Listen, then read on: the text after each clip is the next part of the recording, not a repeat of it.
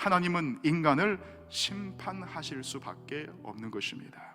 그분이 의로우시며 죄를 용납할 수 없는 거룩한 분이기 때문입니다. 하나님이 심판을 불의하다라고 말할 수 있는 사람은 아무도 없습니다.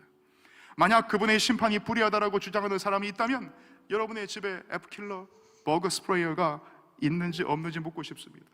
여러분의 거룩하고 깨끗한 집에 바이러스를 가지고 있는 벌레들이 들어올 때 여러분도 어떻게 하십니까? 어서 오세요, 웰컴, 그리스도의 사랑으로 환영합니다. 쥐가 들어와도 웰컴, 하나님이 지으신 피조물 어서 오세요 하는 사람이 있습니까? 가차 없이 쫓아내고 가차 없이 스프레이 뿌려서 다 죽일 것입니다. 왜냐하면 여러분의 집은 안전하고 깨끗하고 바깥 더러운 동물들이 사는 곳과는 구별된 안전한 곳, 즉 성경의 용어로 거룩한 곳이어야 하기 때문일 것입니다. 그런데 왜 우리는 거룩한 속성의 하나님이 우리를 심판하신다고 불의하다라고 할까요? 할 말이 있습니까? 없는 것입니다. 계시록 20장 12절에 보면 이렇게 기록이 되어 있습니다.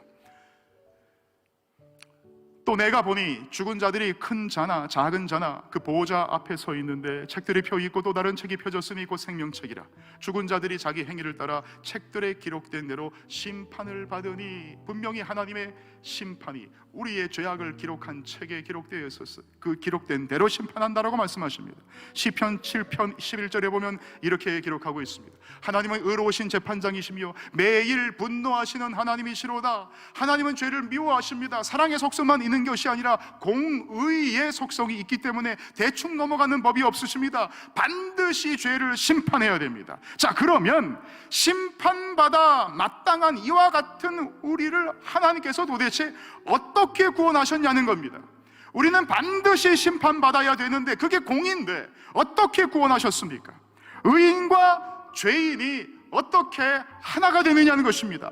불의와 의가 하나가 어떻게 됩니까? 여기 하나님의 딜레마가 있는 것입니다. 여러분, 딜레마라는 말은 무슨 뜻입니까? 이렇게 해도 문제고 저렇게 해도 문제인 거예요. 왼쪽 가도 문제고 오른쪽 가도 문제라는 것입니다.